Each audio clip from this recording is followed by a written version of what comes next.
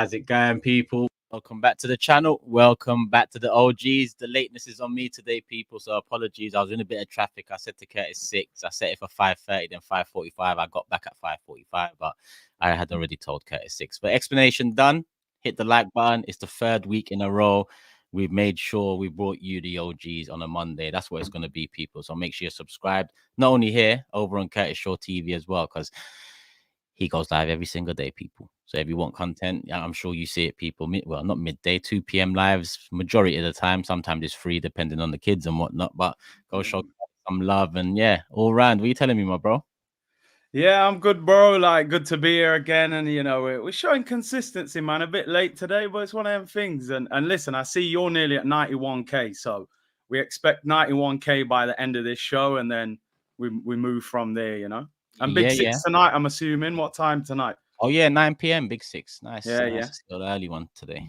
You know what I mean? Because I'm a bit annoyed about Arsenal, you know, so I at least have to see Man United suffer, or, you know, we need something to lift the spirits a little bit. A little bit. I mean, a little bit. A little bit. Shameless, but a little bit. Yeah, what can we do? But I've just clocked that. I am 25 away from 91K. So subscribe, people. I didn't even clock that. Big up. Come on, there we go. But yeah, man. Like I can't. Like, we got quite a bit to talk about. Like I even changed the title about half an hour ago because the Merino stuff come out in terms of it was pretty much known, but we was initially told a few weeks, but you know, a shoulder fracture it essentially is a break in some way, shape, or form. It was always going to be 2 months, and you know what, we've just got to hope and pray that he does return fully fit, because shoulder injuries are susceptible to returning, especially when you're playing football and physical sports, shoulder to shoulder throughout the game, falling on the floor and all of that, especially when one of his main traits is taking part in duels. So yeah, it's all mad. But Curtis, talk to me. Did that news come in time for your live earlier? I think it came out as I was live, but I know I think Sammy Mockbell said about 2 days ago they were saying it could be 6 weeks, so 2 months. It's an extra couple of weeks, but it's a shocker, to be fair, you know, because I know a few players who've had shoulder injuries. Luckily, I never had one, but they say it affects your balance when you're running, and like you said, you take a lot of hits on your upper body, and he's like you said, he's a man who wins duels, and the Premier League is probably one of the most physical leagues in the world. So it's a disaster, really. And when you think he hasn't really had a pre-season because Sociedad were leaving him out of their friendlies, obviously because the move was pending. He hasn't kicked a ball for us. And then he's going to be out for 2 months. So 2 months from now, you're looking, what, the start of November. November. And then you're talking maybe a bit of match fitness as well. You could be talking mid-November by the time he's kicking a ball for us. You're nearly at the January transfer window. You know what I mean? Basically, so there's something I don't understand it. I feel like and I'm harping back again here, but I feel like when we were winning titles and that, it's like I don't remember people getting injured. Like, do you remember Henry being out for a long time? Really, like at Highbury, maybe in his old years. I remember that. I think his last season or was it the last season? I think he missed some games, but no, it was a rare. They was out sometimes, but the thing about it, like Wiltord, Carnu, these men will come in and still do a job here and there. Like, we had the whole scope, like the whole squad was perfect. We had the quality in the starting 11. We had the bench players that knew what they was, but they do what they need to off the bench. Carnu used to come on and waste hella time. Do you remember that? Like, so we don't remember it because we had adequate squad depth all round. Keown was like the third choice centre back for a lot of his time at Arsenal. Keown, you know, and obviously we got good choices now. But I mean, back then we was Edu was depth in midfield. Yeah, he was. He was never a starter for us. Yeah, quality depth. Yeah, that's why we don't remember injuries, bro. Really, that's something for maybe you to do or us to do. Maybe go back and check. Obviously not now because that's a bit of research, but for another one, because did they get injured a lot? I don't know. We just got the and it always comes back. I remember everyone always goes back about Rio Ferdinand. He made this comment, didn't he, about our training ground being a car park, and England refused to use it when they needed to train in London because they said the pitch is so hard. And you just wonder, is there something in that? I know a shoulder injury is probably not relevant to the pitch, but there's so many injuries over the years. Players who aren't injury prone come to Arsenal. And people are now joking, saying, yo, you're not an Arsenal player until you get injured. You know what I mean? Like, it's crazy, bro. But yeah, it's a shame because the midfield at the moment doesn't look right to me. And I felt like we needed Merino to come in to maybe then put Rice back in that 6. I mean, for me, Rice in this new role just doesn't look right. And Partey keeps fading in the second half of games. So, yeah, it's a big loss. It is a big loss. This was it, the super chat actually, and Jay said it as well. But Ika says by Rabiot now, desperate times. And to be honest with you, I mean, it would be a desperate move, but the midfield's light, bro. I'm not gonna lie to you. The midfield's very light. I'm even looking at Depay. Has he got a club right now? Because do you know what? I spoke about them two today. I went online. I didn't even see. I took my son to Blippy today, so I didn't even see your live today. But yeah, talk to me. I actually typed in like free agents. They showed the list. I said, boy, the two biggest, Depay and Rabiot. Like, there's always been this thing attached to Rabiot. I don't know if it's because his mum's always chatting. Yeah. You know what I mean? And he always asks for massive wages. I don't know. Short term, I don't know, but I can't see Arsenal going for it. Zinchenko's a midfielder. Zinchenko's a midfielder. I know we always kind of turn our nose up at it, but that's where the guy plays for Ukraine. That's where Pep signed him as a midfielder. He only went to left back because Mendy was in prison. Let's be real. Mendy was on bail. You know what I mean? Right. He said, Zinny, do a job, man. He came on centre mid, didn't he, against Brighton? Yeah, I mean, you know what? Earlier on in Zinny, like last year, I would have said, nah, man. Because he's not a good enough passer, and the only reason he looks good in midfield is because he's the extra man. But now we've got Timber being the extra man as well. Even if Zinny did start in midfield, he could still be the extra man there starting with Timber doing a job. Because you see them, it's like we set up with a 3-2 with Timber next to Partey. So Zinny would still have that. So it could work now. Now we've got another left back that can invert in a similar way. It could work, but there's a lot of risk, and you're thinking Tottenham in the derby. What is such a physical battle? Like, actually, Rice is one of the last players that you would have said, you know, you don't want to lose anyone, but him, you're like, yo, the physical presence, the energy, you need that. You need someone to go and get Maddison and make life difficult for them. They have got a bit of power in there as well with Basuma and that. So you feel like he'll probably just go Jorginho Partey, but for some reason, when I say that midfield out loud, I just no one can run. Like, none of them can run. Like, I don't know. It's a tricky one. Who's Tottenham midfield? Basuma's who's their midfield? Basuma. He started the season well, innit? I don't know who the third I one didn't watch is. the Newcastle game actually, but yeah. Yeah, I didn't watch it. I know Basuma, Maddison. Maddison keeps getting dragged off. I don't know. I actually don't know who the third. Is it Bentancur? I'm not even sure. I haven't watched them. Didn't something happen to him in the first game or pre-season or something? I swear he got injured or. Oh, did he? I swear something happened to him, or maybe he got up and carried on. I can't remember. They played Sarr, Basuma, and Maddison against Newcastle. Sarr, Basuma, Maddison. Yeah. Luckily, it's not the best midfield we're going up against, but bro. Like, we lost against Brighton. I don't think either side won the midfield battle, but I think our midfield was non-existent. Do you get what I'm saying? I was about to say we lost it, but it was just non-existent. Like, and none showed that more than the goal for how's Dunk split? I won't even say Dunk split the midfield open. The midfield was open. He split the defense open, but the midfield, when you watch that back, you're just thinking, what's going on here? Especially when you expect to tighten it up. Like, we're never like that with 11 men. So how the hell did we end up like that with 10 men? But midfield. And do you know what? I did a review about it actually today. I was looking at some images on the stream. And I'm like, bro, the first thing you say in football when you get a player sent off, tighten up. Yeah. Tighten the team up. We've lost a player now, so we've got to tighten it. If there's space, leave the space out wide and let them cross the ball in. But Dunk's literally got the ball. He's like, I'll just zing it into him. Midfield's non-existent. 2 centre-backs are too far apart. And then Partey's recovery run is non-existent. He actually looks like he just thinks, I'll let the two centre-backs pick him up. And then they obviously, Gabriel looks like he could have put a challenge in, but he don't want to risk getting the red card, does he? So he allows him to shoot. Then I blame Pedro. Gabriel, I blame Gabriel. I heard you on the I'm getting on the tired of it, stream. bro. And listen, okay, because I've watched it back over and over again, and there is some fault with Saliba there, but I'm going to explain what I believe and how I think it doesn't really lie on Saliba, because when I first saw it a few times, I thought, Saliba, like, why are you kind of running away? Like you've kind of opened it up for Minter to take the touch there. But yeah, that was because he also, like me and like you, expected Gabriel to cover that ball. So he was going wide to receive the pass that Gabriel gives him. Because essentially all Gabriel had to do was go across him, tap the ball. Saliba would have been running off in that direction. We're back in position. So that's what he expected.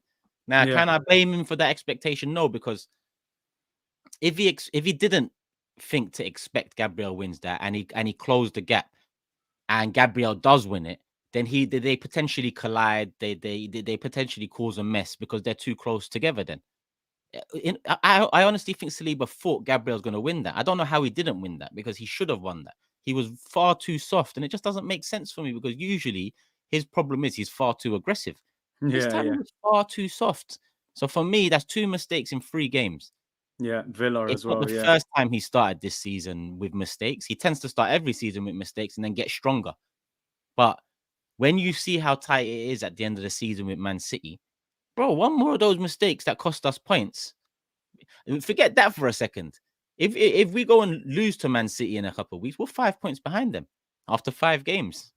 That's how these fine margins. If Watkins takes his chance, we could be 8 points behind them in 2 weeks. That's the fine margins right now, because we all expected maybe Man City start a bit slow like they always. Nah, not this season. Haaland, 7 goals. What? You lot didn't think you need a striker? All right. This is what a striker does. And I'm not saying we can ever compete with that, because there's no strikers out there that can do that. But it is kind of like transfer window done, 7 goals, Haaland in 3 games, 2 hat-tricks. Yeah, you know what's coming.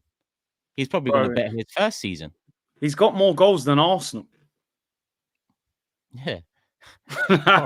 Not our striker, you know, our whole football club. I know obviously that will balance itself, but man has come out the traps flying. With the goal, like, I think it's initially I was like Gabriel, and I do think Gabriel is largely at fault because he was closer to the guy and I feel he could have got across. But if you look at it, it's like Saliba makes the space. Looks like he wants to pass the player on to Ben White, and then Ben White kind of runs past him to get back into right back, and then Saliba's like, damn, I better react and go across. So I kind of feel it's just a miscommunication. And then Partey, like I said, if you look at his recovery, he's actually right next to João Pedro. By the time João Pedro's tapping it in, he's 6 yards behind him. He gave up. He just thought, they'll deal with it. So it was a poor goal to concede. And like I said, man, I think we should have tried to see that game out 1-0. And I kind of think we were still opening up to try and score the second. And we didn't need to. You know, you're down to 10 men. Try and catch them on the break, but make sure you don't concede. You don't concede, you win the game. We concede within 9 minutes of the red card. Then the game's all over the place. Because then it's, do I stick, do I twist? Do I go for the win or do we take the point?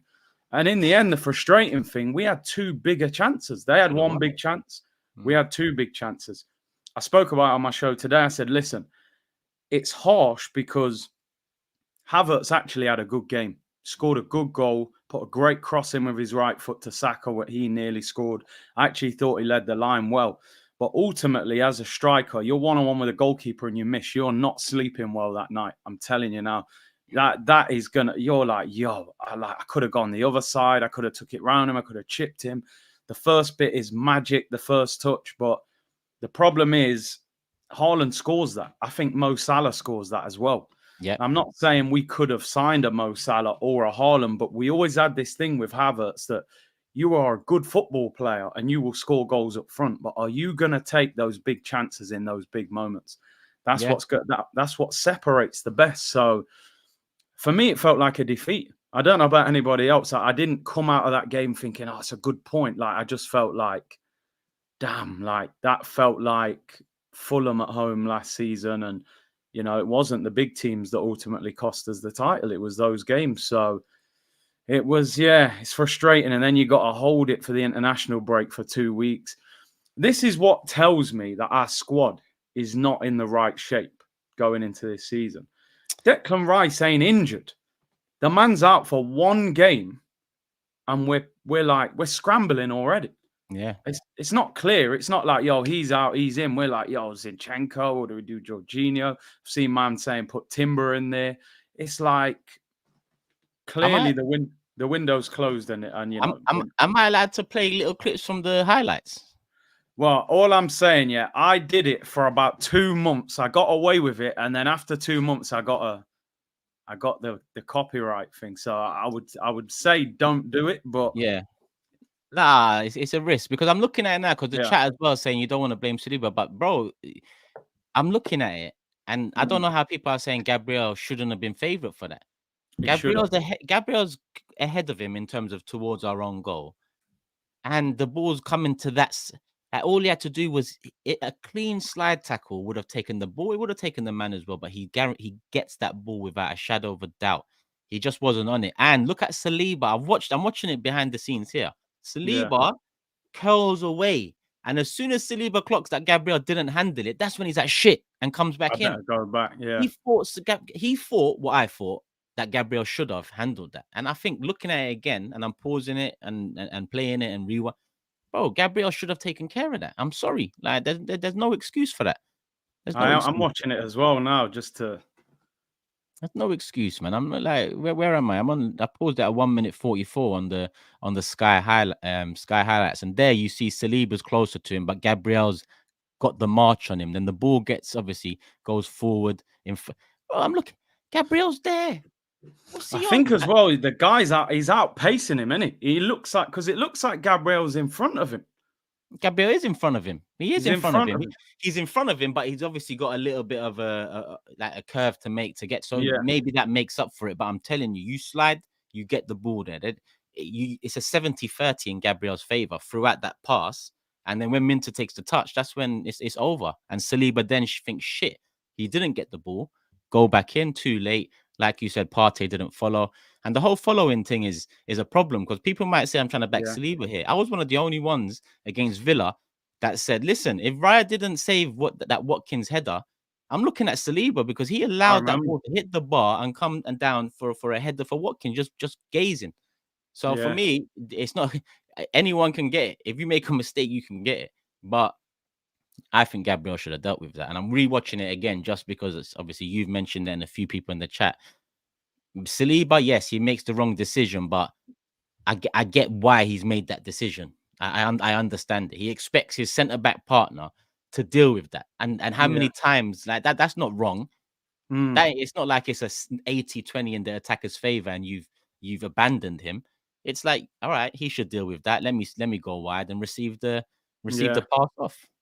Yeah. And do you know the thing? I was saying it today as well. Like, you've got to look at Arteta and think, a couple of years ago, he tried to buy Lisandro, didn't he, for 50 million? Didn't get him. Oh, yeah. Then he bought Kivior a year later. Now he's bought Calafiori. That's 3 years in a row he's bought a left-footed centre-back. He also dropped Gabriel last season at the start, and apparently they were going to sell him to Saudi. And then he wasn't keen on the move. So that tells you that, we're all going, what a centre-back partnership. But deep down, he might be thinking, this Gabriel, he's... I would be. Again, I'm one of the only ones. I might be the only one that said it. When we signed Calafiori, I said he might be coming in to take Gabriel's spot eventually. Because, bro, man to man, if you're managing someone, whatever business you're in, if you're managing someone and a week before a deadline, whether it's deadline day or whether it's a deadline for some piece of work, project, whatever, if that person turns around and hints at wanting to leave because another company's coming with a bigger offer, essentially we're talking about Saudi here, coming in with an offer, and he's putting me in it. And obviously I hold off. I talk to him. I drop him for the first couple to get his, mind back onto Arsenal. And then I bring him back in. I don't ever trust that guy again. I make sure that if that thing happens again, I'm covered for it, or I make sure that I bring in someone so it won't happen again. Can you trust?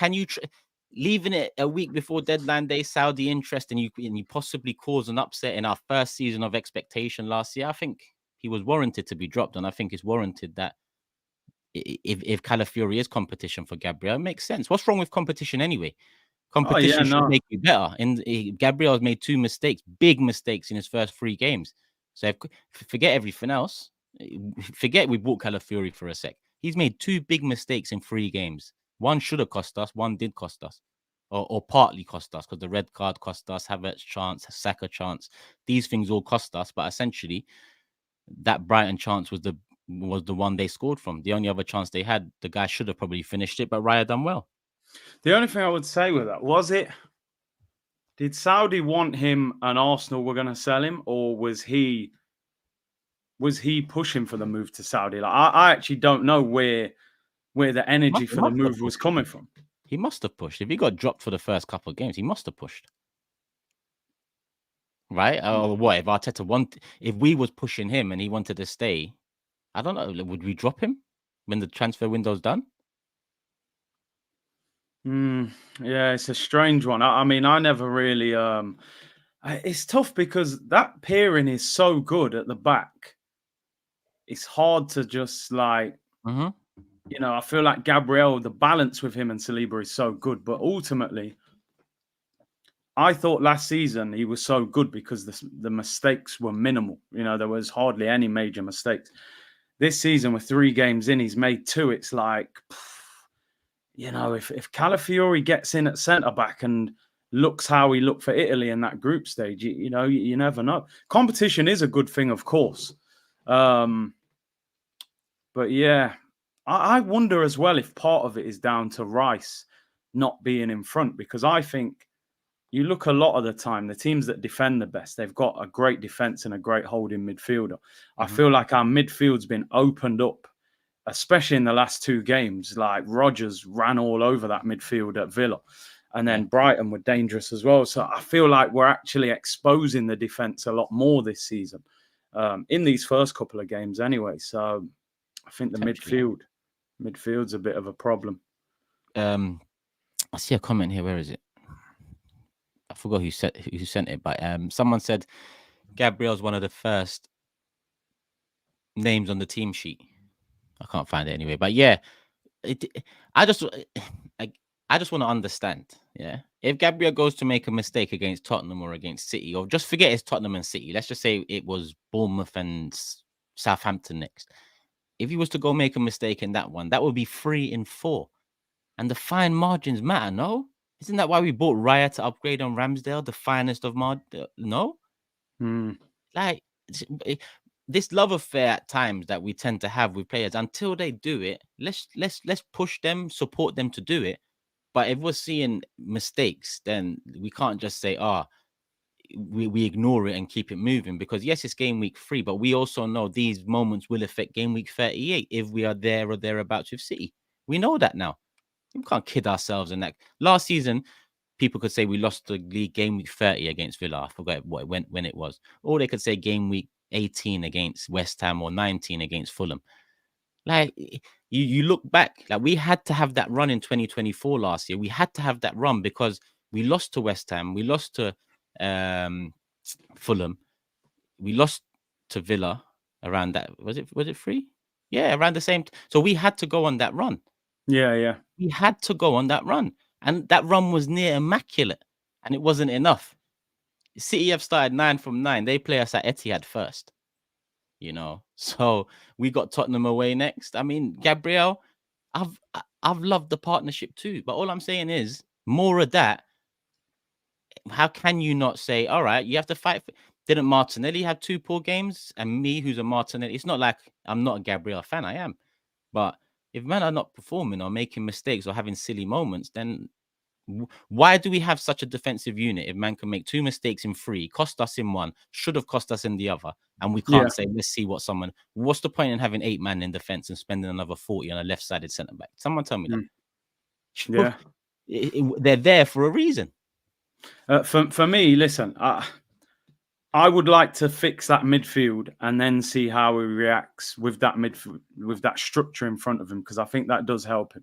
However, look, let's look at it like this, bro. Man City were winning the league with Stones and Laporte.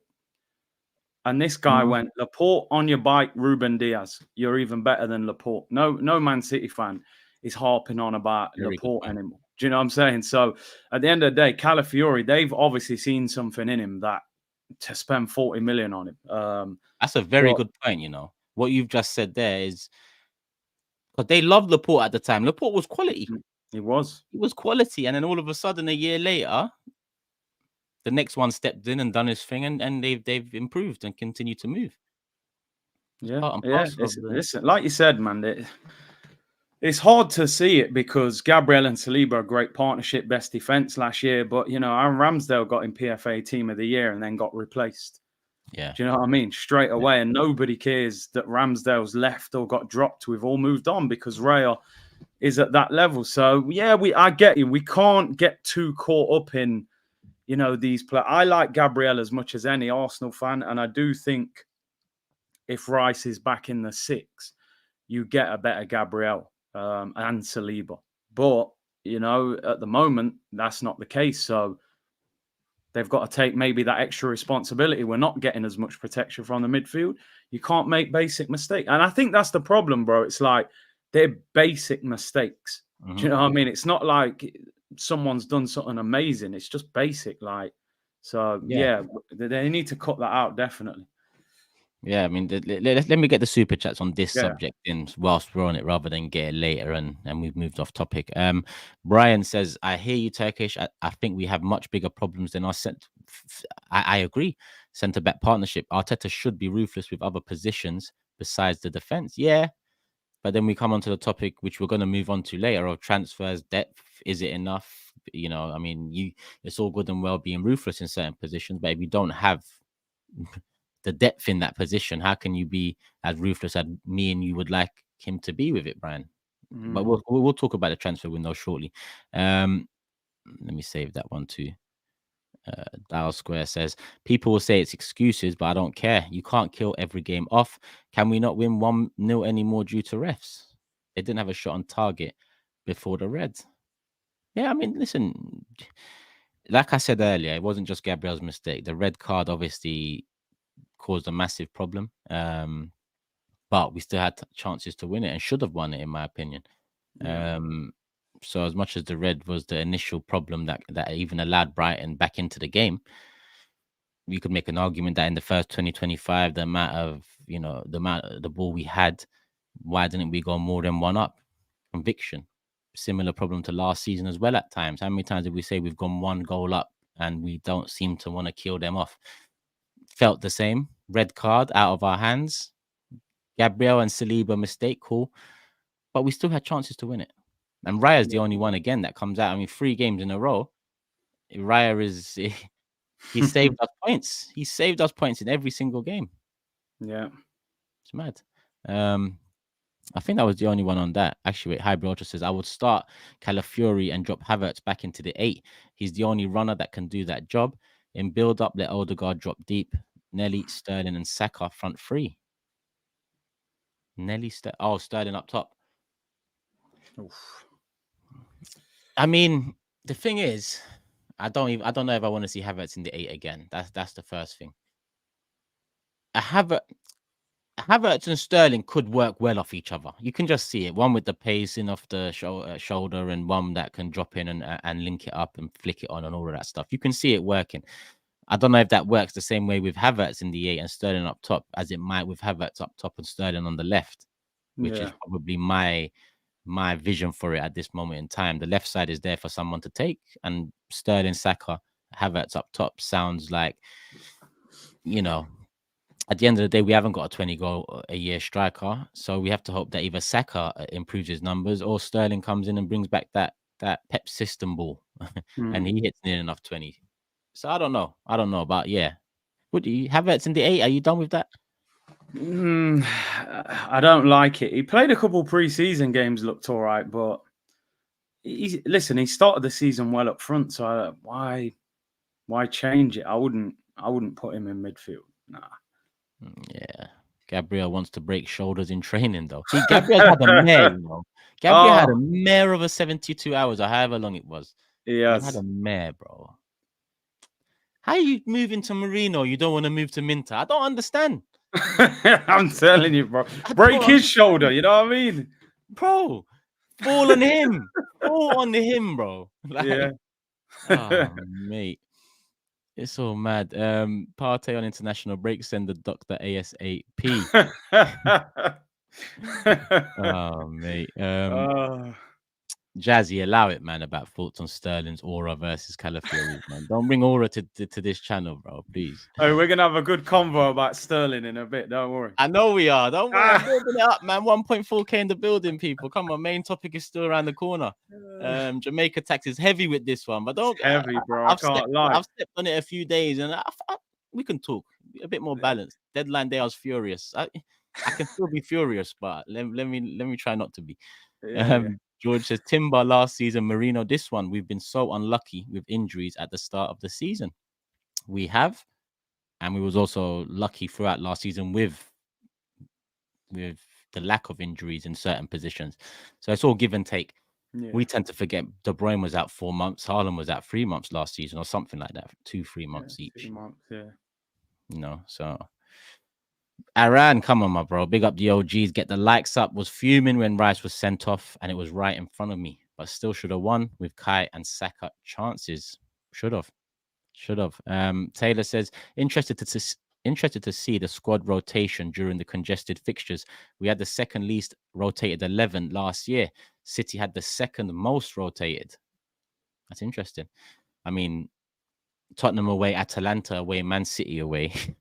We're going in light, but we're going to have to rotate as well. So I don't know how we're going to do it. I mean, let me say this. Ranieri might start against Tottenham. He might actually start against Tottenham. I can't see Arteta doing it. It's there to do, but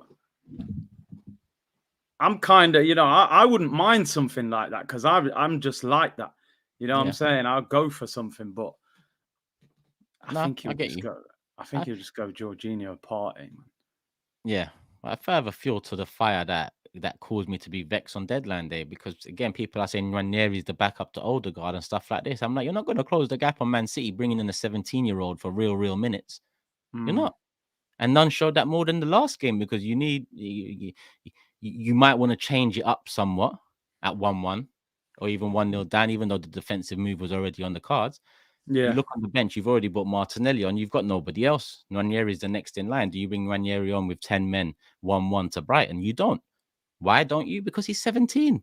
Yeah. If this happens 6 times this season or 4 times this season, and we say you can't bring him when he's 17, then this is what I'm talking about, the transfer window. Don't rely on a 17-year-old. But I've seen it before. People will see it. I know a lot of the young people don't understand why I was so angry with it. Sadiq says, why is it always us having strange, controversial refereeing decisions against us? If Rice gets a red card, I would rather see him break Veltman's leg. If Rice gets a red...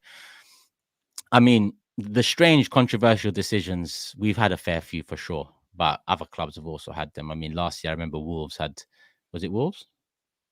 Yeah, they had loads. Gary O'Neill. It was. Yeah, Gary O'Neill, yeah.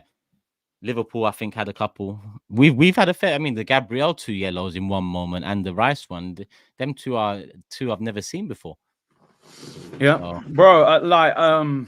Some Liverpool fan messaged me like, "Oh, your fan base talking about decisions." He was like, he just sent a few clips. It was like Odegaard handball at Anfield that time when he was nearly playing basketball. Yeah. You got Doku where he basically kicks McAllister in the chest last minute. And then you've got obviously the Tottenham one, which was just ridiculous. The worst VAR decision you've ever seen. So sometimes within your own fan base, you think, oh, we're being, we're victims. But I don't like the whole victim thing, man, I think. And this is what makes it difficult for us because, look, we're real about it. I could have easily just said, like we get bumped, but it's not that. But these Liverpool, like not just Liverpool, we'll use Liverpool as an example here, but it could be Tottenham, Man United, City. Whatever, because of the fans that make it what it is and make it centered around us and whatnot. I also hear, like, for example, AGT was saying that the ref was right to send him off. But I know AGT and the era he comes from. So I know AGT don't believe that's right. I know that. If that was AGT that got a red card for that, trust me, he'd be furious. He wouldn't let it go.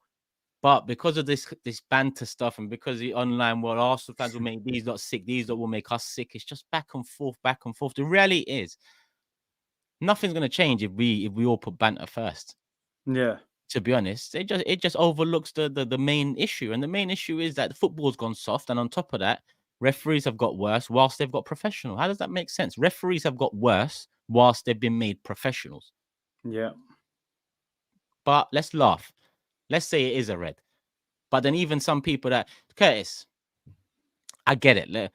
By the rules, it's a red. But imagine you got a red for that, bro. Oh. Because you're a baller. You've played pro. Like, and for me, even Sunday League, if I'm walking away and the ball hits my heel, I just flick it. You might even do a little skill. Yeah, You might just do something. That's what happened, and you got a yellow card for it. And not only that, give him a yellow, fine, but give Veltman a red, because now what you're telling me is, if you foul me and I pick up that ball quickly, throw it at the guy, and go and boot him, that's fine. In fact, he's caused the problem. That's what that tells me, because no referee's talking about he should have gave a red to Veltman. Forget the right stuff. By the rules, it's a yellow card, red card, fine. By what we know about football, it shouldn't be. That's my argument. But the Veltman one, red card, so you're telling me you can just throw the ball at a man, go and boot him, and it's fine because that person is the one obstructing. That's if I was Ben White, I'd go and do that next game. But guess what? We'd get the red card for it. And literally the opposites. We wouldn't. It's mad. But talk to me. You're a pro, man. I mean, am I going mad? Was that a yellow? No, but like, come on, like, listen. I'll be honest though. I'm a bit more 50-50 on it.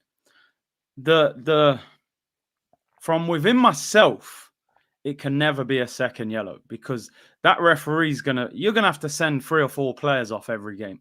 And let's remember, football's an aggressive, physical sport, bro. It ain't no little, you know what I mean? Look at the tackles. People get legs, bro. Like, football is an aggressive sport.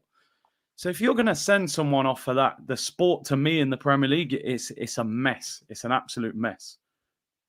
But the only thing I will say, managers always said to me, refs are poor in this country. Yeah. Unfortunately, they are. And I didn't even play in the Prem. Imagine if they're that bad in the Prem, imagine what they're like in League Two and that, where I was playing. These men are ridiculously bad. Managers always said to me, bro, don't give these guys a decision to make. Because a lot of these refs, they're on a power trip. They're like police. You know what I mean? School teachers. Yeah. Sometimes they want to abuse their authority. You could see it with this ref from early in the game. Saka's getting kicked, nothing. Pedro kicks the ball away, nothing. We do something, yellow. We got 5 yellow cards. We're not even a dirty team. We got 5 yellows on Saturday. And I thought it shouldn't be a yellow, but I still think Rice, he's been a bit silly. But he has been, from our perspective. Let me say something else. From our perspective, he has been, because we know the outcome. But like I said, if a ball hits your heel on the pitch, grass, yeah. Do you think you're giving the ref a choice here just by flick? I don't think in that moment he knows that he's giving the ref a choice to make, because the ball's just hit him on his heel and he's tapped it.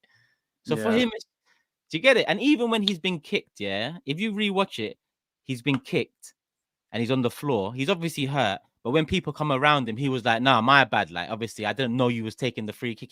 I think he even apologizes to Veltman before he gets sent off. So it's like, to him, it's like, the ball hit my heel. I just knocked it away. Like, my bad, innit? So obviously, that's why he's come out and said, yeah, I get you. He gave the ref a choice. But in my head, I don't think I'm giving the ref any choice there. I just feel like the ball's hit me. You know, I've been bumped. It's a reaction, innit? The ball touches your foot. Yeah. You might, because look, he kicks the ball like a yard away, don't it? But like, it's not like he booted the ball away and stuff. But and even I see Welbeck and all them lot, you see him was saying like, ref, second yellow. They were all on him, and the ref just couldn't wait to send him off. It's a mad one. He said afterwards, didn't he? I don't think it was a yellow, but yeah, I let the team down. We took Yeah. it lightly though, because I feel like if our players made more of like a meal of bruv, our guy just got booted. So as much as these men are coming saying second yellow to Rice, where's our guys to say, hold on, are you mad, Veltman? Mm, Ref, are you like, what's going on here? It feels like we just accepted it. Rice just walked down and that was it. But you're right. The Brighton players probably pushed that decision from the referee because they was all around him. Our players weren't really on it. Rice is on the floor in pain. He yeah. gets up saying sorry to everyone and then walks away shocked And get instead of, sent off. you should be vexed. And do you know what? I agree with that. And when you put that into perspective, I'm thinking, why were our players not round the ref saying, yo, you better VAR check that. I want a red card. Because if anything, Rice, okay, if you're sending Rice off, Veltman should be getting checked for violent conduct or whatever. Exactly. So, but hold on. Isn't it a rule now that you can't surround the ref? So surely all of them man should have got yellow cards. Isn't that a new rule? Yeah, so I think only the captain's meant to like approach the ref now. But the rules only come into play and following the rules when it goes against the club, so we can use it as banter. Do you get what I'm saying? It's just that's wrong. Like it's mad. It's mad. Yeah. Because it happens to everyone. It happens to every single one. Well, City. I struggled to. They've had moments. I mean, that Rashford goal, United, not the season before last. Yeah, Old Trafford, yeah. Or the Bruno goal. I forgot who scored it, but yeah, they've had a few. Let me go back to the super chats. Are you guys worried Liverpool will jump ahead of you to second? I mean, Philippe, it's early days, but Liverpool do look very good. 3 games, 3 wins, 3 clean sheets, and they've played a big 6 team away from home. Actually, they've essentially played their Tottenham away from home. And they've got 9 out of 9 with a clean sheets. Goals galore. Defense looks, I mean, they looks like you can get at them, but so far, so good. Am I worried? I'd be lying if I said I wasn't having a look and thinking, oh shit, like. But I'm not like I feel like let me worry about City first and then deal with Liverpool next if it happens, kind of thing. But it'd be a shambles if Liverpool finish above us this season. If I'm honest, new manager and all they do look good. I think we all thought, didn't we? Maybe Klopp coming out, they have a little drop off where they look like they've took it in their stride. But to me, and I hope this doesn't sound like defeatist. If we don't win the league, second or third actually doesn't bother me. Yeah, but this is where there's more context to it. Second by a point or goal difference, or third 10 points behind City and 4 behind Liverpool is very different. You get it? So it is very different. But like, you know what I'm saying? If we finish second, 4 points, or we finish third and it's 6 points, it's really the same to me. Yeah. If we can't get City, then we just, Why always me? Big up says we are finished. Turkish Haaland will finish us at the Etihad. He's on fire. Imagine Galatasaray have more ambition. Yeah, I see Osimhen on loan. That's crazy. I mean, I know the windows are closed in most countries, so he was either going to go Turkey or Saudi. So, but what a move for them. I know. I'm surprised. But if I know about Mourinho, should have just jumped in there. But yeah, here we are. Martin says, how much are the Cronkies paying Robbie to be positive? Bro thinks Isak and Williams are as hard to get as Messi and Ronaldo in their prime. I was losing it on deadline day, man. People say we can't get Williams and we can't get Isak. I'm like, well, 20 years into Emirates, we can't take man off Bilbao and Newcastle. What the hell is going on around here? Bro, I was live, yeah. And man was saying in the chat, because obviously people are popping in both. Yeah. Man saying, bro, like, send an Uber. Get him out. Like, he's suffering over there. On your live. Bro, 4 hours I'm arguing with man about the same round and round. Like, when man tell me, like, we can't get Williams, like, honestly, that I can't accept that. Like, him rejecting us, or if he says, oh, I want to go Barca or something, but when man is saying, like, Ornstein's going, yeah, Arsenal financially can't. I said, what? He's got 50 million release clause. Why can't we afford it? I don't get it. Where's the money? Makes no sense. Makes no sense. It's crazy. It's crazy. First year back in Champions League, we're back to self-sustainable. All right, let's see. Let's see how that goes. Now, you see, we've had many words in football. Many words in football, like from agenda to what other words have we had over the years? Process. Process and Yeah. you see, self-sustainable. You see that makes me sick, bro. Because I've heard that from 10 years, 11 years, 12 years ago, and people used to argue. Arsenal fans used to, well, I say Arsenal, some friends of mine, Arsenal fans, they'd say, yeah, like this is the way to go about it. FFP is coming, self-sustainable. All right. Don't bring that stuff back to me now. But we're gonna have to say this new gen will say the same thing, self-sustainable, because they won't have known what happened before with this self-sustainable under this same ownership. It's Bro, crazy. we moved stadium early, right? We moved and said, yo, Man United are getting too much bread, bro. They got 70,000 at Old Trafford. We're going to go early. Before Chelsea, before Liverpool, before Tottenham, we're going early. And we're going to pay it off quick, which we suffered because we were selling a big name every summer. Yep. Stadium's done. Are we living the lavish life now? Like, are we going for superstars? Like, when a superstar is available, look, just as an example, me and you have spoke about this. I go in a press conference and ask Arteta about Mbappe. Cool, he's not going to talk about a player that's contracted. You figure that out. First press conference, right? But my point was, we need a striker. At the time, he's probably the best striker on the planet, and he's available. I wasn't so much saying, "Are we signing Mbappe?" It was like, can we not get involved in those conversations? If one of the best players in the world is available and we need a player in that position, why are we not talking about that player coming to Arsenal? Why can't we afford it? Because I watch the NBA and I tell you now, Jokic, one of the best basketball players on the planet, one of the most, the highest paid. So he was when he signed his contract, the highest. He was, paid. yeah. I think Tatum's just signed the biggest, but he was the biggest. So, and I know the finances are different and wage caps and stuff like that, but I'm like, bro, like, when are we going to live the high life? That's why we left hybrid, to get ahead of the curve, to make all the money, to go for the best players. Bayern Munich signed the best players. That's what they said, innit? We're going to compete with Bayern. They're buying Kane 100 mil. Well, obviously, they've got top players all over the place. So the Kroenke thing, it always comes back to that for me. And I know you and me and you speak about it for so long. It always comes back to them. I remember. Yeah, it always does, bro. I remember the reaction to you asking about Mbappe, because me and you not joked about it before, but we talked about it and said it'd be interesting. And I remember when you said it, and then on Twitter, the usual, wasted his question and this and that. Why? Doesn't anyone want to know like the club's thoughts on someone like that? Even their thoughts, even though it got diverted and we didn't get anything out of it. Even the whole, we're not like that. That's not what we do. That's not what anyone done until they were someone. Like, that's how like these the clubs that are bigger than us, they're bigger because slowly but surely their legends created a pathway for other legends who took the club further or equaled and carried on building. It wasn't a case of, we made Henry, we made Bergkamp, but not Bergkamp. We made these, man. We look at the Invincibles, so on. Let's carry on doing that. Get 10 mil, 17 mil players and then turn them into work. No, because these men raised the level, so the level and foundation could be higher than it was when they came in. Yeah. And then you build from there.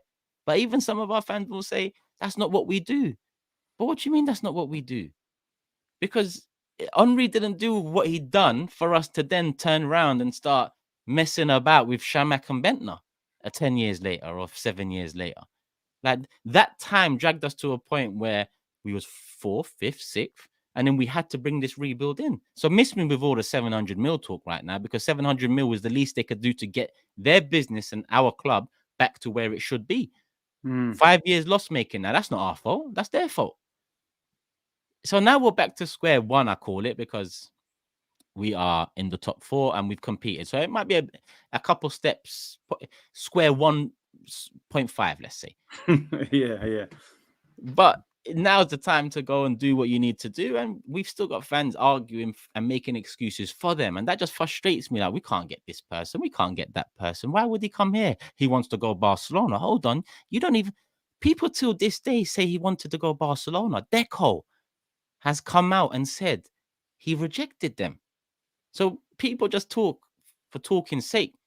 Like, you at least do your research behind it before And I know he's happy at Bilbao, but even his comments in the last few days about, I love it here, we'll see what happens. Does that sound like a Mm, man that's going to stay there for his career? mm. That so why didn't it is not even other positions too? I mean, we got Merino in the end. He's injured 2 months, but when we was going into the summer, I said maybe entertain Frankie De Jong. Now his wages are outrageous, and I wouldn't pay that for sure. But I mean, that level of player, that's what I wanted to see come in. I mean, if you look at I mean, we're going to talk about the window, right? But if you look at the window for a team that's in their second season back in the Champions League, in reality, we signed Calafiori, who, let's be real, 6 months ago, a lot of the Arsenal fan base probably never or hardly heard of this guy and watched this guy play. Because I'll be real, I'm not watching Bologna on no regular basis. And I love football, but let me just, until the Euros, I never really watched this guy play properly. I'd heard his name and a few bits of highlights, but man ain't watching Bologna on the weekend. So you see him in the Euros, cool, 40 mil, yeah, that's fine. You sign Mikel Merino, who has been a solid midfielder for a few years. He's not a world beater, but he's a solid midfielder. Mm-hmm. And we signed Raheem Sterling, who the majority of the fan base would have said he's washed up at Chelsea, can't get off the bench. Now, some of those guys, obviously, you hope that Calafiori comes in and he goes to the next level. Merino goes to the next level. Sterling, maybe you get him back to a better level. But we haven't signed, in my opinion, a game changer. Like when we signed Declan Rice, we said, yo, you get this guy in the six, he's gonna go mad. When we signed Alexis Sanchez, you knew like, yo, this guy is a baller. He's been doing it at Barca. You knew Aubameyang, Champions League, goals, pace, Dortmund.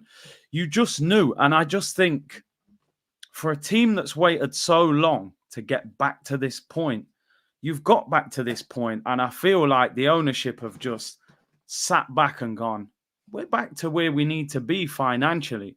We're not going to break down barriers to make sure we get over that final hurdle. Yeah.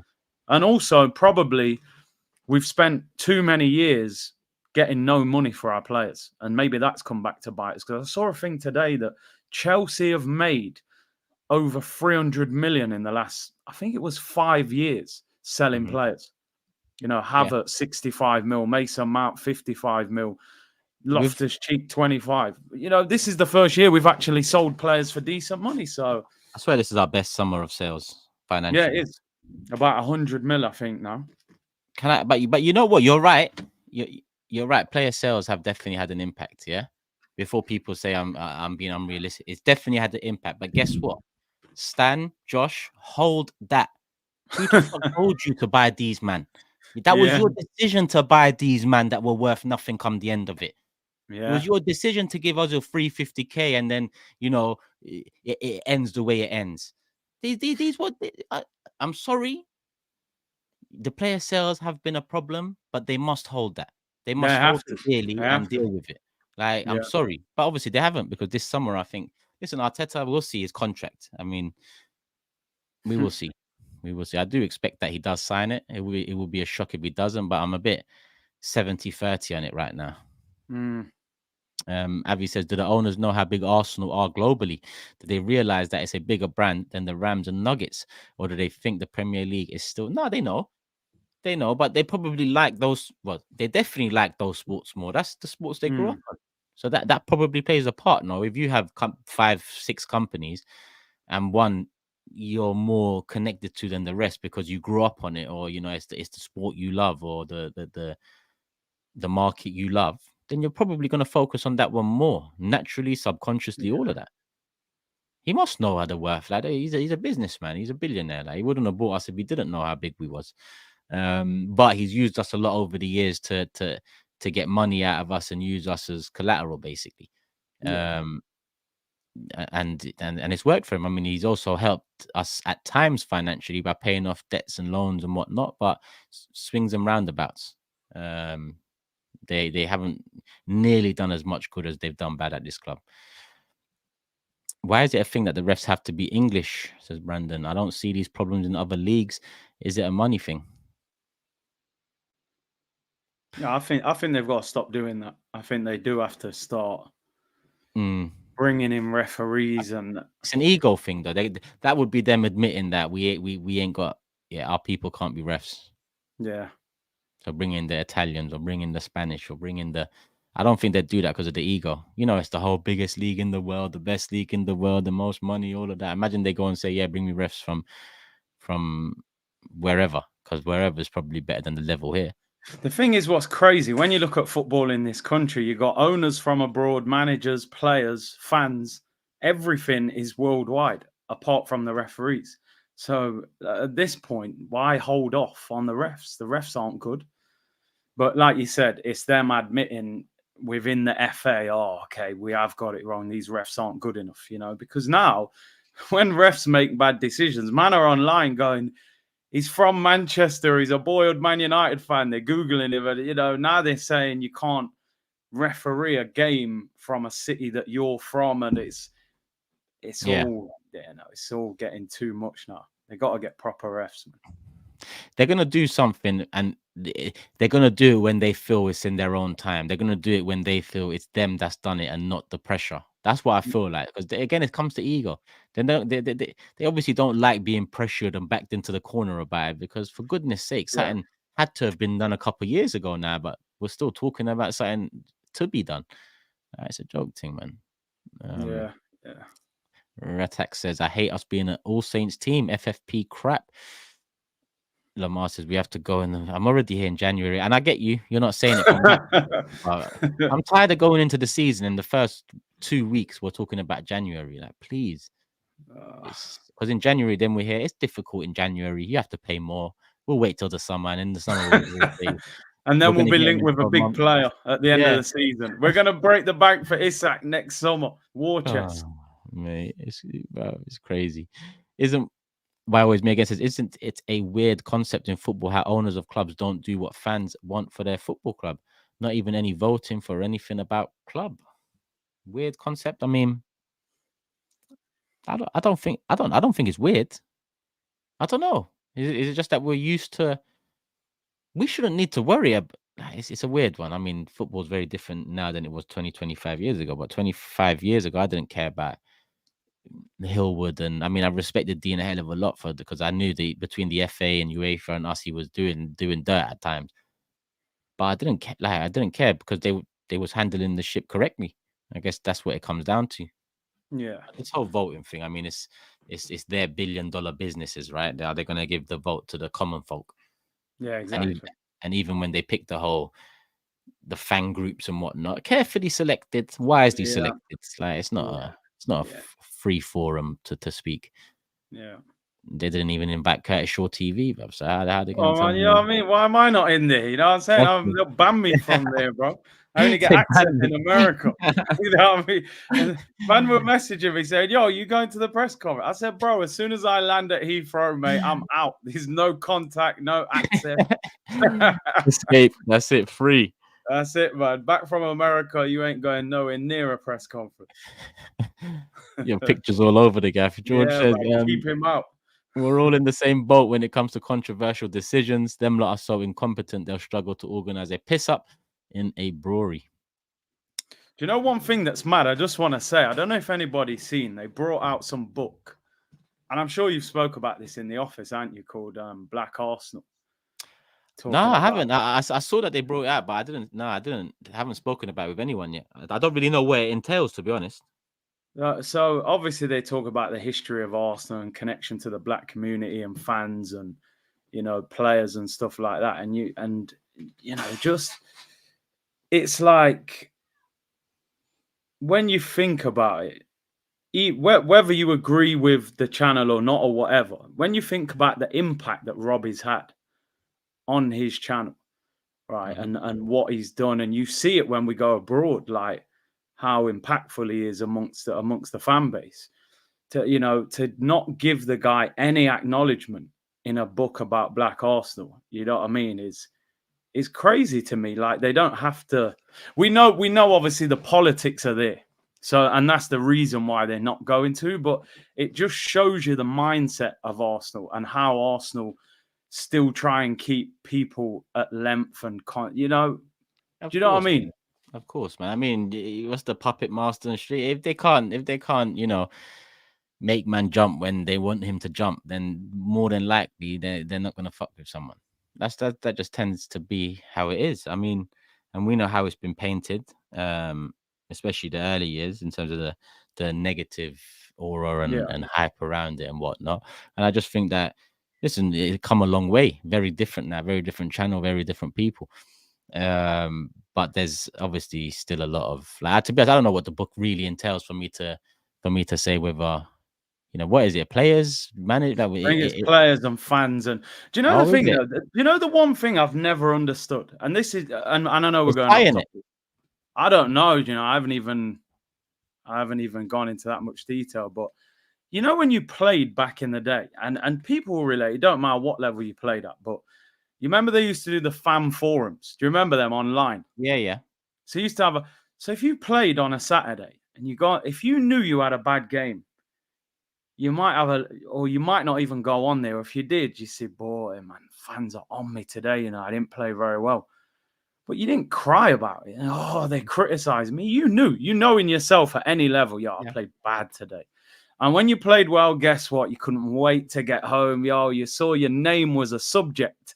Yeah. And then 15 replies underneath. He played so well today. You were buzzing. So I don't understand why, like, a football club gets frustrated if a fan criticizes a player that's had a bad game. I can understand if it's an agenda and is being personally criticized, but like, as a player, I remember when Lacazette said that to them, man. He said, I got no problem with that channel. He said, if I play bad, I don't need somebody to tell me I've played bad. I know I've played bad. And if I've had a good game, it's the same way, innit? That's part of being a footballer. You get it, criticism and praise in equal effects. So it's strange, really. It's sad, man. Like, it's sad because, like on Ty, for example, I haven't seen no one like him. Forget that he wears Arsenal head to toe and everything else, but he goes to every level of game, like whether it's the men's team, women's team, under 21s or whatever it is. Like, he's there training some crazy, and he's not even on the fan wall in the stadium. Yeah, I saw that. Yeah. It is sad. It is sad. I mean, I saw the Black Arsenal. I think Frimpong I saw posted. Obviously, he works with the club as well, so I was interested in it to find out because obviously, especially in the 90s as well, the era I grew up in, there was a few legends coming out of the black community. None more so than Rocastle. Rest in peace, Kevin Campbell. Rest in peace, Rocastle as well, obviously. So I'm interested in it for sure. I'm interested to see what the book is about. But I mean, that aside, David Dean's book didn't come out at the club store, bro. Yeah. Like, there's a gent that David Dean. Like, forget Robbie for a sec. David Dean. Yeah. Do you know what David Dean is to this club? I see Josh Kroenke's painted at the side of this stadium. Oh, no. Potsy told me. I said, nah. David Dean should be there. Wenger, Herbert Chapman, these three should be there. But it's just the agenda. Like, David Dean, it was sad to hear that his book didn't come out in the club. Why? Because 20 years ago he fell out because he wanted the best for Arsenal, which he had proven was his intentions previously to those 20 years, the last 20 years. It was a personal feud between him and Hillwood that caused what it caused. But are we not far gone from that? Have we not turned the corner? Can't we appreciate what Dean done for us, as well as obviously Wenger after he left as well? So there's always going to be sticking points at the club and some old heads that have still got problems with certain people, and they're going to lay down the law, I guess. Do you know what though? Like, why are we painting Kroenke pictures? Like, that's got to be someone from the club doing that, right? That's not a random Arsenal fan going, let me paint Josh Kroenke. What? It must be commissioned. It must be commissioned. Is it Josh or Stan, or is it both of them? I don't know. I think he said Josh. No, Josh. I think it's Josh and Cazorla. What the hell? Like, what the? I don't know, man. I don't know. It definitely must be commissioned by the club. It has to. I mean, that wall was looking nice. I mean, it was. Like, you got the Saka Smith Rowe, you got a Timber, you got El Nene's there, Kevin Campbell's there, rest in peace. And then you just see that. It's just like, man, we ain't done nothing yet under this ownership. So please. Yeah. Please. Crazy. Let me get back to the super chat. Still got 7 here. We've passed an hour. Time's flying. Past 7. Right. Hit the like button, people. Let me just check how many likes we're on. I haven't asked yet. We're not even on 5. This is what I'm saying. Not even on 500 likes. Make it 1,000 people. 1.6k here. All this talk about Calafiori and Timber playing midfield. That man. My problem is VAR still can't check second yellows. They can't check a hell of a lot of things, though, innit? You can't even appeal 2 yellow cards. I just don't understand the rules. That comes first. Like, why wouldn't you be able to appeal it? Yeah. Havertz up front won't win Arsenal a league. Well, that's the problem. Osimhen going Galatasaray, but we can't find a forward. We all know they was there now. Tony Osimhen 2, for example. Ex-Invincible took ownership of the Invincibles. Yeah, Jens Lehmann, I've heard. Yeah. He probably said, hey, why would I give it to Kroenkes? And to be honest with you, I'm with him. I'm actually, Jens Lehmann was part of that team. Actually, Jens Lehmann he said some racial shit, innit? Yeah, he did. Yeah, fuck him as well. But to be honest, I get what he, in terms of business-wise, it made sense for him to do that. I forgot the controversy. I forgot exactly what it was, but yeah, he got dropped from, was it German coaching or something? Yeah. Sent some mad messages on WhatsApp. Oh, that's it. Sam says, just take a look at Liverpool and Spurs training ground, first class facilities. United have plans to improve theirs. We are rather rebranding ours. Bro, by the way, I've been to that Tottenham training ground, right? My son played an academy game. Mad. And I know those things don't matter that much, but you think, in reality, they got a better stadium and training ground than us. Yeah. Like more modern. I know they built the ground, so obviously it was always going, but their training ground is ridiculous, like next level. Listen, I mean, that's the thing with fancy stadiums. Someone's always going to build a better one. It's wow. People even talk even during those years we used to sell players. People used to talk about how good the stadium is and that. I don't care how good the stadium is, man. Honestly, I couldn't care less how big it is, how great it is, and the greatness is achieved by winning and success, not the size of your stadium or pouring pints at the bottom of the cup and stuff. I don't know what they do over there, but it's just all nonsense. I honestly preferred hybrid, and I only went a few times. Oh, hybrid was different, easy. No, I prefer, even when I go away games, Palace ground, weird Sainsbury's there, but it's just nice. Like Fulham's ground, just you can either go into someone's house there or go into the stadium there. Like Bournemouth but these stadiums is heritage. This is football heritage. You get it? Yeah. That Emirates is not football heritage, bro. Like, no. We haven't created no real history there, have we, for the next generation? That's the problem. Nah. Actually, I saved this one. It's not a super chat, but a very good point. KSC have no history with the US franchises of creating a dynasty of dominance. And I bring this one in, bro, because obviously we was talking about earlier. We'll wrap up soon as well. People mention LA Rams won something, Denver Nuggets won something, etc. And whatever other teams he has. Bro, he had shares and ownership of Rams for like 20 years. No, he moved it from one place to the other place. He had ownership of Nuggets for a long time as well. And I don't think them two clubs have come close to winning since they've won what they've won, if I'm not mistaken. So what are we saying here? We're building up for the one take bang Premier League, Champions League, and then it's on to Denver Nuggets again for their championship. Is it a juggling thing then? No, it's just I don't care what they've won over at them clubs anyway. Yeah, I hear you. Come on, Taylor. Palace Sainsbury's goated. I hear they're going to change up now, though. I hear they're going to change up. Maybe I'm wrong. I used to go and watch Palace a lot, man, because I was good friends with Balassi, so I used to go down there quite a lot. Oh, yeah? So, yeah, man. Little yard shop round the corner. And yeah. That's still there. Yeah, it's still there. I like Palace. Got a good atmosphere there, man. It's vibrant stadium, isn't it? Close to the pitch. And some seats you get that big bollard in front of you. Yeah. Old school, man. Tasty Jack. Is that what it's called? I can't remember. Tasty Jack. I can't remember what it's called. It must be that Davies put it in there anyway. Our Nuggets are solid, said Isaiah. Rams are pony. All right. We'll see. They also won the Stanley Cup. Yeah, that was it. That was the other one. Hockey team. What's the Stanley Cup? I mean, it's the ice hockey, isn't it? Okay. Ice hockey like championship. Okay, cool. Say no more. And the Trossard thing, really, bid come in, had to reject. Yeah. We move. Yeah, I mean, it's an interesting one, isn't it? With the window closed, you can't do it. You just can't. It would have been interesting if it was, you know, a higher figure and it had them a bit, you know, if it was 50 or 60, it might have tempted them. But what can you do? 35 ain't, you can't replace him for that now. No. You know what I mean? If So they did that, if any had accepted that, it would have been madness, bro. That would selling have a been, player with the window closed. yeah, and increasing their profit for the summer from what 10 to 40 mil or whatever it would have been, 45 mil. Yeah, that would have been crazy, man. But we got the winger in, man. The winger's there, man. You know what I mean? Yeah. Oh, we're not wrapping up. Yeah, shit. Man, Big Raz. Let me say my piece first. Go on, I want to hear your piece because I've ripped Sterling a lot on Big Six. I know you have.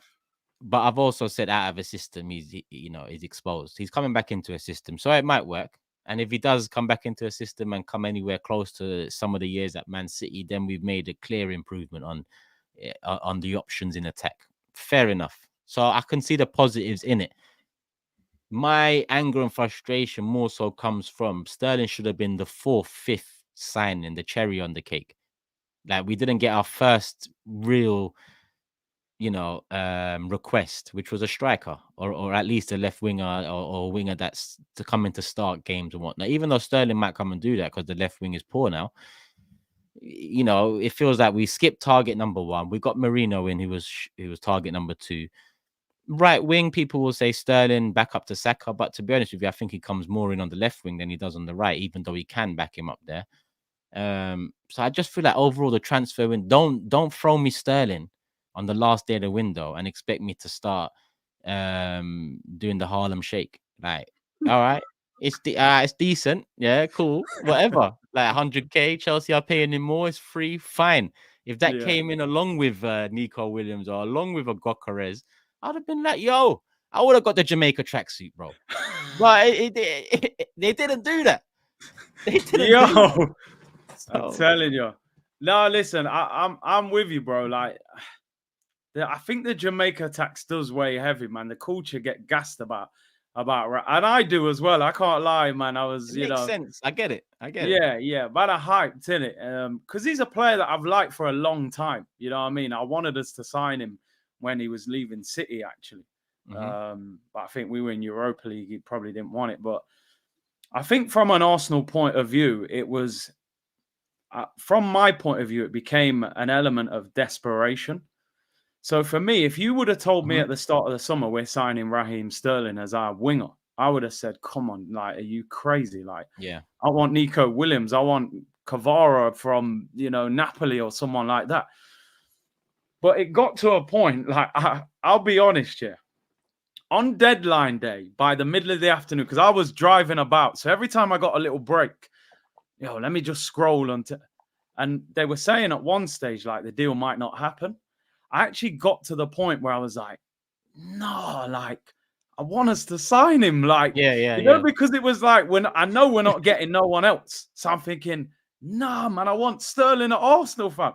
And when I saw the thing from Fabrizio, like, they've agreed the deal, I was like, yes. Like, and then I'm thinking, by the end of it, when I actually calmed down, I was like, bro, I'm actually sitting here hyping up 29-year-old Sterling, who Chelsea can't wait to get out the door. He's training with the under-23s. It's like, boy, I don't know what Arsenal... It is actually mind games, like Jay Dime said. They make you want something that you actually don't want. Do you know what I mean? But also, the only thing I will say on the flip side... Yeah. For me, and this might be the slightly controversial angle, I actually think on that left-hand side, he can do something if things click. I'm not saying we're going to get the Man City Raheem Sterling 20-15 goals, but we've got a problem on the left-hand side. There's just no doubt. Do you know what I mean? Me and you, big Martinelli fans, but that's not controversial. It's not even controversial, is it? I don't think. Bro. It's there. He can. I was saying this on the stream. I said, yo, people saying they don't want Sterling. Sterling probably ends up starting left wing for Arsenal. That's my expectation now. I mean, look, he won't start against Tottenham. Martinelli or Trossard will. If one of them underperform like they both have done in their starts this season, Sterling comes off the bench. If he scores a goal, potentially he starts causing noise about starting. against City as well, away next game in the league. Potentially, yeah. I mean, you got something to prove. There would be no better place to start proving it. Yeah, it's I'm more it's with you. I mean, that's what it comes down to. Listen, going into the summer, I wanted Isak and Frankie De Jong and players like this. Yeah, players like this. Right now, what an hour ago, I said to you about I might take Depay and Rabiot. That's what this club does to you, bro. yeah. Depay and Rabiot. No one in the world wants them, and I'm saying now I might take them. So yes, Sterling, I've looked back on and I'm like, all right, it could work. It could work. But if it doesn't work, and really, when I say it could work, Sterling could still come bang 15 goals for us from the left side, make it his, and we still finish behind City. Because I don't feel like he was enough, even if he does, bang. We still needed something a bit different because our problem with Jesus first year, quality, different, but he misses chances. Injuries as well. Problem with Havertz, he's shown his quality. He can mix it up, but he misses chances. Sterling is the same sort of player in a different way. He's got different qualities. He can change games. He can win games, but he also misses chances. So that player is still in my head where it's, unless we see the 20-goal Raheem Sterling where there was a hell of a lot of conviction, but the way City were playing that season was just exquisite stuff. Like they was walking it in at times. Yeah, I don't see the Sterling signing winning us the league. And ultimately, that's what it comes down to for me. Obviously, at the time, overreaction. It's game week 2, it's game week 3, fine. But some of these things like drop points to Brighton and not adequately strengthening in a position our manager said were light in a week before. And bringing in a player that just got stripped of his number, just all of a sudden stinks. Because what was happening before he got stripped of his number? Didn't you want a winger? No? Yeah. You just want this one now. It's free. It's free on loan. Like. And that's it. I don't know if you saw Edu's quotes on deadline day, or I think he came out the morning after, but he said, we had no real plans of moving for Sterling until the deal was offered to us. And I'm thinking, and obviously we know that anyway, but that to me just says what is wrong about Arsenal. Yeah. Why was there no plan? We all knew we needed a winger or a striker or both. And really, you've probably had a phone call from Chelsea, the same guy who probably offered you Kai Havertz the year before and David Luiz 2 years before. And, what is this obsession with Chelsea? And it's like they've said you can have Sterling, no loan fee. You're only going to pay 100 grand of his 300 grand. Mikel knows him, can play both wings. And they've said, go on, then we'll just try it. We'll see how it goes. And that for me is the problem with Arsenal. The lack of what happened to this 180-page dossier planning. We're planning for 6 months before the window comes who we want. And you grab Sterling at 5 to 11 on deadline day on loan. That's what I don't like about it. Yeah. It just stinks, not the signing. It's because I've just said Sterling could be quality, but the planning for the summer just stinks. And I don't think Arteta agrees with it at all. But Sterling, I mean, I'm closer to how you felt about it initially. So I'm like, all right. And it's look, I'm on Big 6 in an hour 45. They're gonna question the hell out of me about my thoughts on him because I flipped at him over the years. So yeah. The crazy thing with Sterling, he's one of them players, isn't he? Like he's capable of playing like a world beater. But he's also one of the most frustrating players you've probably ever watched in your life. If he plays for the team you support, I can imagine I'm going to have streams where he does things that make me want to throw the laptop out the window. Do you know what I mean? Yeah. He misses open goals and does crazy things like that. But when he's at it, listen, he can offer you something. And the announcement video was good. You hope he's got a point to prove because Chelsea have disrespected him for an experienced pro the way they dealt with him. And I don't think there's any love lost between him and Chelsea. So you're hoping he's got a point to prove, but it's just what has he got left in the tank? I don't know. Yeah, I like the announcement because it was very much putting pressure on himself, admitting that there's been doubts by saying people have been talking and saying I'm here to prove it. So I like that because he's got all the motivation in the world. Whether it's the way he's been treated by Chelsea, the way he's been dismissed by City fans, or the chance in the left side for him, he's got to move to a club that has an opening on that left-hand side and a club that challenged for the league a year before. For him, he's landed very well.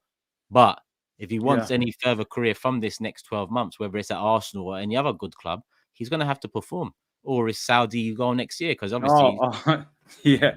If he struggles, he's going Saudi next summer. Yeah. Definitely. I have to say, by the way, it's an unbelievable move for him. He must have been sitting there going, I'm in the under-23s at Chelsea. He's being linked with Palace and stuff like that and Saudi. And you get the Arsenal move on deadline day. It's unbelievable. But I have to say, once again, because, listen, I streamed at the end of the deadline and you went live. I was listening to you. And some people said, oh, it's an overreaction. A lot of people agreed, though. And I just said, look, for me, don't get caught up in the Sterling signing. Look at the bigger picture. We're going into another season where we're not ready. Yeah. Squad-wise or team-wise, in my opinion, because the midfield is imbalanced. Okay, maybe when Merino comes back, that sorts itself out. But for me, like somebody said earlier, I don't think you win a league title with Havertz up front. I just don't. Not when City's striker looks like he's going to break all the records this season. Mm-hmm. And also, you look at the bench, the squad depth's not there. I mean, Declan Rice, he's suspended for one game and we're hitting the panic button already. Imagine if he was out for 3 months, how would we deal with it? So that for me was the bigger picture. And honestly, if we don't win the league this season, which at the moment it feels a bit like, boy, you know, looking at the way City are playing, to me, it's down to that transfer window because I think the manager has created a system that looks like it can work. It just needs better players within that system. So I was disappointed with that transfer window, and I don't think they went for it as much as they should have. Is there any truth in this? I'm just reading it now, man. You see, this is why I stay away from news, man. Is Sterling number 10? Yeah.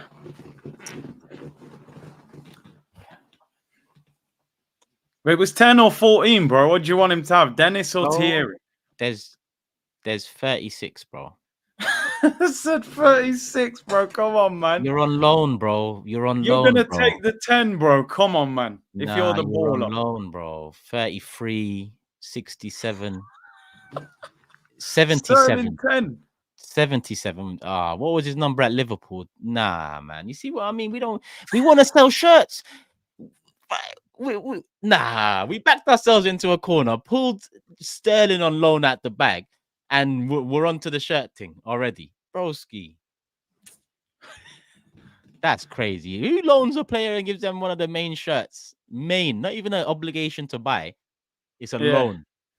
Like, he'll probably be playing for someone else next season. 10 is going to go to Ranieri next summer. I see it. I see it. You think so, innit? I see it. Oh, Raza 10, man. I'm telling you. They should have got that deal done before Carnival. It would have been mad. That would have sold out. Sterling 10 at Carnival. That would have gone mad. I'm not going to lie. If we'd got him on a permanent, I might, my son used to love Sterling at Man City, you know.